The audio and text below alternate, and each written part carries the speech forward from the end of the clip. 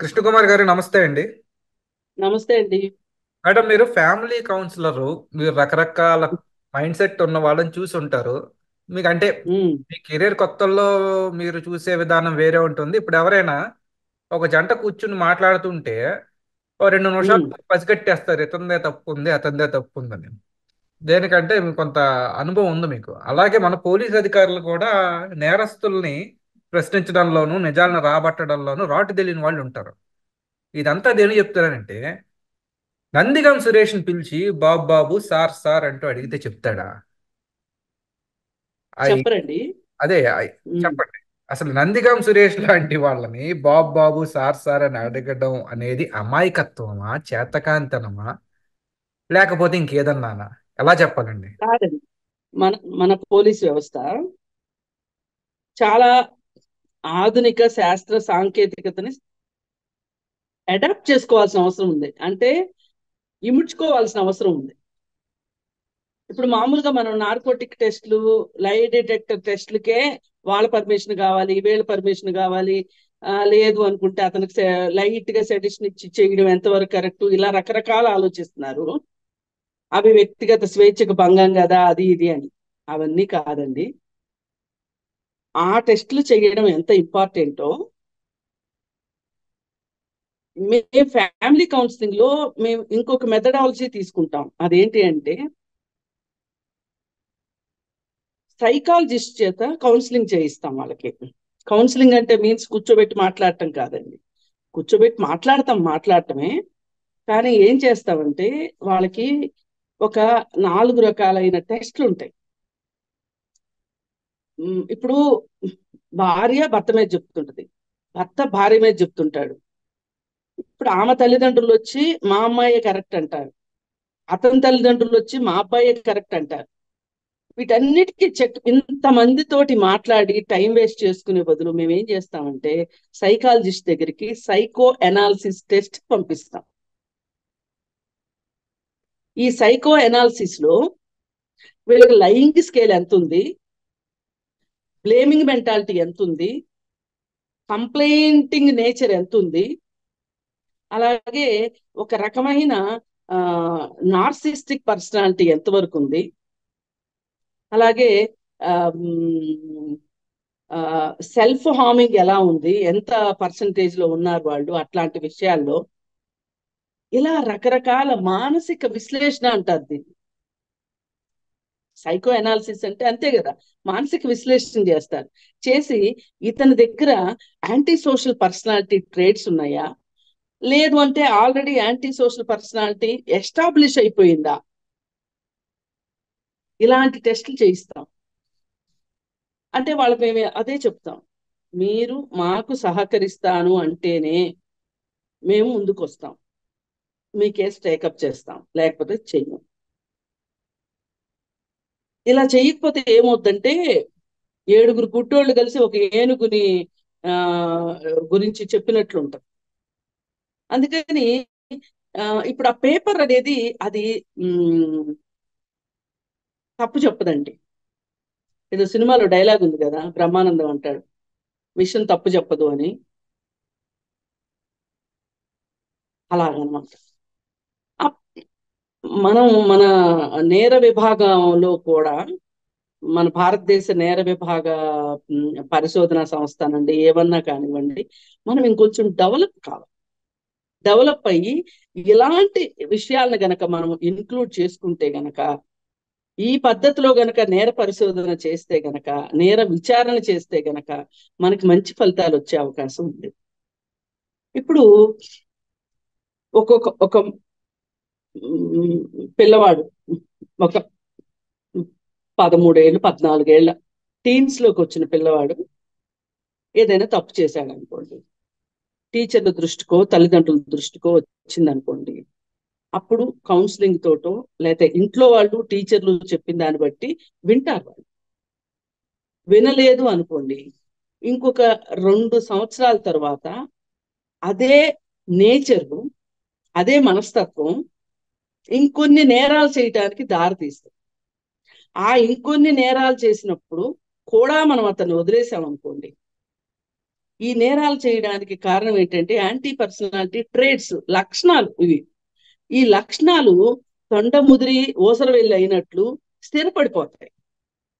అంటే అంతకు ముందంతా చేద్దామా వద్దా, చేస్తే ఏమవుతుంది, సరే చేసేద్దాము, చేశాక మన ఇంట్లో వాళ్ళు ఉన్నారు, మనల్ని రక్షించుకుంటారు.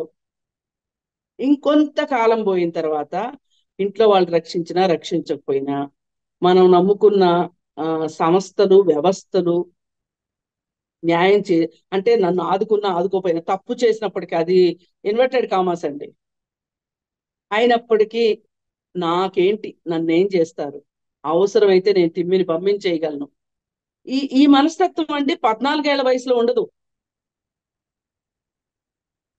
ఇంకా ఇంకా ఇంకా అంటే ఇతన్ని వదిలేస్తే అది స్థిరపడిపోద్ది, బలపడిపోతుంది. అతను దాన్ని పూర్తిగా నమ్ముతాడు బలంగా. నమ్మి చేసిన దానికి కూడా నన్ను ఎవరో ఒకళ్ళు రక్షిస్తారు, సేవియర్స్ ఎవరో ఒకళ్ళు ఉంటారు అనుకుంటారు. అది కూడా దాటిపోయిన తర్వాత నన్ను ఎవరూ రక్షించలేరు, నాకు ఏమైనా పర్వాలేదు, నేను ఏది అనుకుంటానో అదే చేస్తాను అనే మనస్తత్వం, కరుడుగట్టిన మనస్తత్వం అంటారు, అక్కడికి దారి తీసేస్తారు. ఇప్పుడు ఒక వ్యక్తి ఎవరైనా సరే టీన్స్ లో ఉన్నాడా, అడల్ట్ అయిపోయాడా, మిడిల్ ఏజ్ అయిపోయాడా అనేది అనవసరం. అతను ఏ స్టేజ్ లో ఉన్నాడో మనకు తెలియాలి. అతను చెయ్యాలా వద్దా అనే మీమాంసలో ఉన్నాడా, చేస్తే నన్ను రక్షిస్తారులే ఎవరో ఒకళ్ళు అనుకునే స్టేజ్ లో ఉన్నారా, అసలు నన్ను రక్షించకపోయినా నాకేంటి, నేను ఇంతే, నేను ఇలాగే చేస్తా అనే మనస్తత్వంలోకి వెళ్ళిపోయారా అనేది ఈ 3-4 స్టేజ్ల్లో ఏ స్టేజ్ లో ఒక నిందితుడు ఉన్నాడు, నేను నేరస్తుడు అనట్లేదు, నిందితుడు ఉన్నాడు అనేది గమనించుకుంటే గనక పోలీసులకు కూడా విచారణ ఈజీ అవుతుందండి. మేడం చిన్న డౌట్, ఇప్పుడు చిన్న డౌట్, చిన్న డౌట్. ఒక్క నిమిషం. ఇప్పుడు సీసీ కెమెరాలు ఉన్నాయి మనకి. సీసీ కెమెరాలు నేరాల్ని ఆపలేకపోవచ్చు. నేరం జరిగిన తర్వాత నేరస్తుడు ఎవడో తెలుసుకోవడానికి ఈజీ అయింది కదా పోలీసులకి. ఇప్పుడు ఈ ఈ మనం ఇదేదైతే విధానం అనుకుంటున్నామో ఈ విధానం గనక అవలంబిస్తే పోలీసులు, ఒకవేళ ఈ ట్రేడ్స్ ఉన్న వాళ్ళు ఒక 14 సంవత్సరాలు 15 సంవత్సరాల వయసు అప్పుడు ఏదో ఒక చిన్న పొరపాటు చేసో తప్పు చేసో చట్టంతో ఏమంటారు దాన్ని, విభేదించే పరిస్థితిలో ఉన్నాడు అనుకోండి, అప్పుడు గనక అతన్ని మనం ట్రేస్ చేయగలిగితే అతని జీవితాన్ని మార్చేయచ్చు. అతను భవిష్యత్తులో చాలా నేరాలు చేయకుండా ఆపిన వాళ్ళం అవుతాం.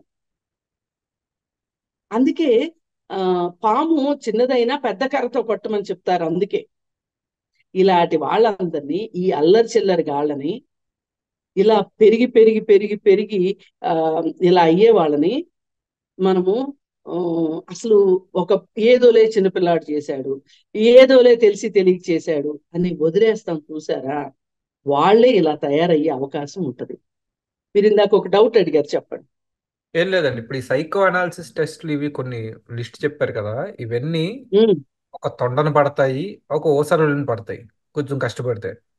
కానీ తొండ ముదిరి ఊసరవెల్లి ఇంకా పరివర్తన చెంది ఒక డైనోసార్ కింద మారిపోయిందే. అయినా పట్టుకోవచ్చండి, అయినా పట్టుకోవచ్చు. అతని మనస్తత్వాన్ని అంచనా అంటే దాన్ని ఉపయోగించి వీళ్ళు ఏం చేశారు, ఎలా విచారణ చేశారు, విచారణ చేసిన తర్వాత వీళ్ళు మళ్ళీ అడ్డదారులు దొక్కారా అంటే నేనేమీ చెప్పలేను. కానీ అతని మనస్తత్వాన్ని చెప్పటానికి మట్టుకు అవకాశం ఉంటది. ఇక అందులో అసలు రెండో మాట లేదు. అది చాలా శాస్త్ర సాంకేతికంగా తయారైన అది మన దేశంలో పెద్దగా దానికి ప్రాధాన్యత లేదు. కానీ నాకు తెలిసి పాశ్చాత్య దేశాల్లో ఒక నిందితుడు దొరికినప్పుడు, నేరం మోపబడిన వ్యక్తి దొరికినప్పుడు అతన్ని ఈ విధంగా వాళ్ళు ఆ పరీక్షిస్తారు. ఆ ఆధారంగానే అతను నిందితుడు అవునా కాదా అని చూస్తారు అనేది నాకు తెలుసండి. అలా చెయ్యాలి. మనం ఇట్లా అడాప్ట్ చేసుకోవాల్సి చాలా ఉన్నాయండి. మనము చాలా ఒక రకంగా చూస్తే చాలా అభివృద్ధి చెందేశాము అనుకుంటున్నాం. కానీ ఈ విషయంలో అసలు మనం అభివృద్ధి చెందల. అదే మనము ఈ విధంగా గనక ఒక చిన్న నేరం చేసి పోలీసులకు దొరికాడు అనుకోండి, అతన్ని విచారించేసేసి ఎవరో ఒక పొలిటీషియన్ రాగానే పంపించేస్తారు. పంపించేస్తే అతనికి ఒక ధైర్యం ఎక్కడి నుంచి వస్తుందండి? అని పర్లేదు నేను చెయ్యొచ్చు అని. ఒక ఒక అతను శ్రీనివాస్ రెడ్డి అని చెప్పి హైదరాబాద్ లో ఆ భువనగిరి దగ్గర అనుకుంటాను. అతను అమ్మాయిలు స్కూల్కి వెళ్ళే అమ్మాయిల్ని నేను డ్రాప్ చేస్తాను అని ఎక్కించుకోవడము, కొన్ని రోజులు స్నేహం చేయటము, వాళ్ళని ఆ అత్యాచారం చేసి బావిలో పడేయటం చేస్తా ఉన్నాడు. సరే ఏదో ఒక రోజు దొరికాడు. దొరికితే అతని హిస్టరీ తీస్తే ఏముందో తెలుసా, మీరు ఆశ్చర్యపోతారు.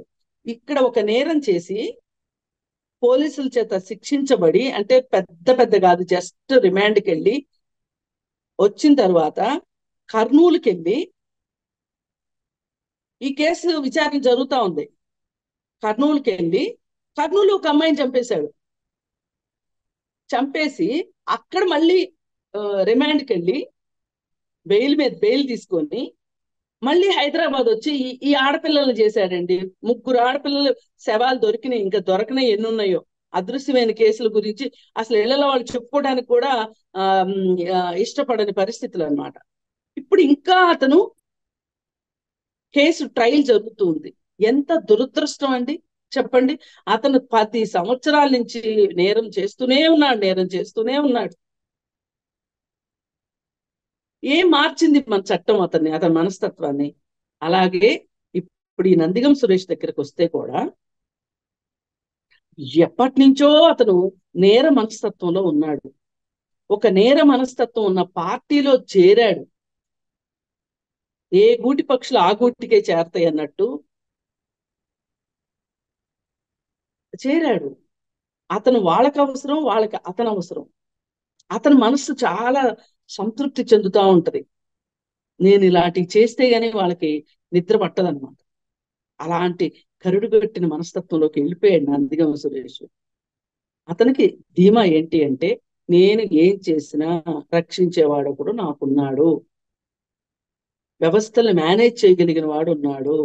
లేకపోతే 33 కేసులేంటి, 16 ఛార్జ్షీట్లు ఏంటి, 16 నెలలు జైలుకి వెళ్ళడం ఏంటి, ఆ వ్యక్తి ప్రజా ఆమోదం పొంది సీఎం అవ్వడం ఏంటి? చూడండి, మీరు ఒక్కసారి ఆలోచించండి. అసలు మామూలుగా అయితే అతను తండ్రి శవం పక్కన ఉంటే కూడా సంతకాల సేకరణ చేసి ముఖ్యమంత్రి అవ్వాలనుకున్నాడు. ఇది దాస్తే దాగే చరిత్ర కాదు, దాస్తే దాగే సత్యం కాదు. అందరికీ తెలుసు ఈ సంగతి. కానీ అతనికి ఎలా ఓట్లేశారు చెప్పండి? సొంత కుటుంబం, సొంత తల్లికి తెలుసు ఈ సంగతి, సొంత చెల్లికి తెలుసు, అందరికీ తెలుసు, ఫ్యామిలీలో అందరికీ తెలుసు, భార్యకి తెలుసు, అలాగే బాబాయికి తెలుసు. కానీ అతన్ని ఉపేక్షించారు చూడండి. మళ్ళీ ఎవరి కాళ్ళ కిందకి నీళ్ళు వస్తే వాళ్ళు మాట్లాడడం మొదలెట్టారు. అంటే ఈ రాష్ట్రం కిందకి కాళ్ళ కిందకి నీళ్ళు వచ్చినా పర్వాలా, కానీ వాళ్ళ కిందకి నీళ్లు రాకూడదు. వాళ్ళు అతనికి బాగానే ఉపయోగపడ్డారుగా. అసలు సొంత తండ్రికే న్యాయం చేయలేని వాడు సొంత తండ్రి మీదనే దుర్మార్గం చేయగలిగి అధికారం కోసం అధికార దాహం కలిగిన వాడు ఎలా ప్రజలను రక్షిస్తాడు అనే ఒక ఆలోచన ఎవరికైనా వచ్చిందా చెప్పండి? మరి అతన్ని దగ్గరకు తీసి ముద్దు చేసి నెత్తినెక్కించుకుని చంకలో ఎత్తుకుని గోరుముద్దలు తినిపించిన ప్రధానమంత్రిని ఏమన్నారు చెప్పండి? మోడీయే కదా. ఈ రోజుకి జగన్మోహన్ రెడ్డిని రక్షిస్తున్న అదృశ్య శక్తి ఎవరు? మోడీయే కదా. జగన్మోహన్ రెడ్డి గురించి మాట్లాడకుండా ఉండటానికి ఎవరికి కావాల్సిన ఆ సాయాలు వాళ్ళకి చేస్తూ అతన్ని మట్టుకు రక్షించుకుంటున్నాడు. ఎందుకంటే ఎప్పటికైనా ఆంధ్రప్రదేశ్ లో పాగా వెయ్యాలి అంటే అతను అవసరము అనే ఒక ఉద్దేశంతో. ఎవరి దాహార్తి వాళ్ళది, ఎవరి కక్కుర్తి వాళ్ళది. ఇలాంటి సమాజంలో నందిగం సురేష్ తయారవ్వకుండా ఎలా ఉంటారు? నందిగం సురేషులు పడవలతోటి విన్యాసాలు చేయకుండా ఎలా ఉంటారు? ప్రత్యర్థులు అనబడే వాళ్ళ మీద దాడులు చేయకుండా ఎలా ఉంటారు? వీళ్ళు ప్రత్యర్థుల మీద మాత్రమే దాడులు చేసే వ్యక్తులు కాదండి. వాళ్ళు ప్రత్యర్థుల మీద దాడులు చేసే వాళ్ళని చిన్న చిన్న చోటా మోటా నాయకులు అంటారు, చిన్న చిన్న ఆకురవుడీలు అంటారు వాళ్ళని. కానీ వీళ్ళు ఆరితేరిన అసాంఘిక శక్తులు, దేశ ద్రోహులు. నన్ను అడిగితే నాగార్జున మన ప్రకాశం బ్యారేజ్ ఉంది. ఈ ప్రకాశం బ్యారేజ్ ని, అది ఒక జాతి సంపద, జాతికి అంకితం చేయబడిన ప్రాజెక్ట్ అది. తెల్లవాళ్ళకి గుండెలు చూపించిన పోరాట యోధుడి పేరు పెట్టిన, కాల్చండ్రా నా గుండెల్ని అని ఆ ధైర్యంగా ధీమాగా మాట్లాడిన ప్రకాశం పంతులు పేరు పెట్టుకున్న బ్యారేజ్ అది. దాని మీద వెళ్తున్న ప్రతిసారి మన గుండెలు ఎంత సంతోషంతో ఉండాలి. నేను ఆ ఎంత ఆ సురక్షితంగా ఇటువైపు నుంచి అటువైపుకి వెళ్తున్నాను, అటువైపు నుంచి ఇటువైపుకి వెళ్తున్నాను అంటే, వస్తున్నాను అంటే, నన్ను ఇంత జాగ్రత్తగా కన్న తల్లి కడుపులో పెట్టుకున్నట్లుగా తీసుకొస్తున్న ఈ బ్యారేజీ కట్టిన ప్రతి వాళ్ళని గుర్తు చేసుకోవడం అంటే, నిజమైన ఆర్తి ఉంటే గనక మనసుల్లో ఒక కృతజ్ఞత భావం ఉంటే ఇలాంటివన్నీ ఉంటాయండి. ఇప్పుడు వేరే దేశాల్లో థ్యాంక్స్ గివింగ్ డేస్ అని పెడతా ఉంటారు. మన భారతదేశంలో అసలు కృతజ్ఞత అనే దానికి అసలు మనకి ఎక్కడ అది లేదు. మన సంస్కృతిలో భాగమే కాదు కృతజ్ఞత అనేది. అందుకోసం ఏంటంటే మనం అసలు దేనికి కృతజ్ఞత చెప్పం. ఒక చెట్టుకు చెప్పొచ్చు, పంచభూతాలకు చెప్పొచ్చు. అలాగే మనం ఈవేళ ఇలా ఉన్నాము అంటే, ఇలా మీరు ఎక్కడో ఉన్నారు, నేను ఇక్కడ ఉన్నాను. మీకు నాకు కలుసుకోవాలి అంటే ఒక 2 లక్షలు ఖర్చు అయ్యే వ్యవహారం, అవునా? అవునండి. కానీ మనం ఇంత చక్కగా మాట్లాడుకోగలుగుతున్నాం అంటే శాస్త్ర సాంకేతికత. వాటికి సెల్యూట్ చేసుకోవాలా? అవును. లేదు. మనం ఏం చెయ్యము. ఈ రోజు మనం ఇలా ఉన్నాం. దీన్ని నా వరకు జాగ్రత్త పెట్టుకుని రెండో వాడికి అందకుండా ధ్వంసం చేయటం ఎలా? ఈ ధ్వంస రచన మనస్తత్వం, ఈ మనస్తత్వాల సమాహారమే నందిగం సురేష్. నందిగం సురేష్ ప్రాతినిధ్యం వహించిన పార్టీ, ఆ పార్టీని ప్రాతినిధ్యం వహిస్తున్న నాయకుడు అందరూ ఒకటే. అంటే ఈ దేశంలో ఈ పార్టీ అంత దుర్మార్గమైన పార్టీ, దుష్ట పార్టీ ఇంకొకటి లేదా అంటే నేను చెప్పకపోవచ్చు. కానీ ఎక్కడో ఒక చోట ఒక కరెక్షన్ ని బ్యాలెన్స్ చేసే వ్యవస్థ ఉంటదండి ప్రతి పార్టీలో. కానీ ఈ పార్టీలో దురదృష్టం ఏంటంటే అందరూ అలాగే అయ్యేసరికి అసలు కరెక్షన్ కి అవకాశం లేని పరిస్థితి వచ్చింది. కేవలం కరప్షనే. కరెక్షన్ అనేది ఏ మూల లేదు. అందుకే ఇవాళ మనం ఇంత మాట్లాడుకోవాల్సి వస్తున్నాం. అందుకే వాళ్ళు ఇంత దురాగతం చేయటానికి ముందుకు వచ్చారు. ఆ ధైర్యము ధీమానే. ఇప్పుడు ఇతన్ని మామూలుగా మర్యాదగా అడిగితే చెప్తాడా అని మీరు అడిగారు. కరెక్టే మీ డౌట్. కానీ ఇలాంటి కరుడుగట్టిన వాళ్ళని కూడా మనము ఎలా దారికి తెచ్చుకోవాలి అనే దాని మీద కూడా ఉంటది. ఇప్పుడు మదపు ఏనుగు ఉంటదండి, సింహాలు పులులు ఉంటాయి. వాటిని కూడా దారికి తెచ్చుకుంటామా లేదా? తెచ్చుకోలేనప్పుడు ఏం చేస్తున్నాం మనం? వాటిని మత్తు ఇంజెక్షన్ ఇచ్చి, అంటే చచ్చిపోయేంత కాదు సుమ్మా, మత్తు ఇంజెక్షన్ ఇచ్చి దాన్ని రెస్క్యూ చేసి దానివల్ల నష్టం లేని ప్రదేశంలో, అంటే ప్రజలకి నష్టం లేని ప్రదేశంలో మనం సురక్షితంగా అడవిలో తీసుకెళ్లి వదిలిపెడుతున్నాం. అంతేగాని సింహం వచ్చింది ఇంతే చాలు చంపేయండి అంటున్నామా? అనట్లేదు కదా. అలా చెయ్యాలి ఇట్లాంటి వాళ్ళని. నేను ఎవరిని చంపమని కానీ, 3rd డిగ్రీ ప్రయోగించమని కానీ చెప్పనండి. మనకి ఈరోజు శాస్త్ర సాంకేతికత వల్ల ఆధునిక విచారణ పద్ధతులు ఉన్నాయి. వాటిని మనం అడాప్ట్ చేసుకోవాలి, చేసుకొని చెయ్యాలి. అప్పుడు మాత్రమే నందిగం సురేష్ లాంటి ఒక కరుడుగట్టిన నేరస్తులు చట్టం దృష్టిలో శిక్షించబడతారు చట్టం సహాయం. నేను అది కోరుకుంటున్నాను. అవును మేడం. ఇది యాక్చువల్గా దొంగోడు కోటలో ఉన్న పేటలో ఉన్న దొంగోడేనండి. కాబట్టి పోలీసులు ఆ దృష్టితో చూడాలని మనం ఆశిద్దాం మేడం. ధన్యవాదాలు.